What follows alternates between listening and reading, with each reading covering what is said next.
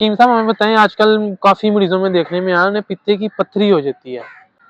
जुनैद, पित्ते की पत्थरी जो है ना, ये हमारी जो चिकनाइयाँ होती है ना, हाँ जी। वो जाके पित्ते में जम जाती हैं। इसका इलाज जो है वो आप नींबू ले लें, देसी नींबू।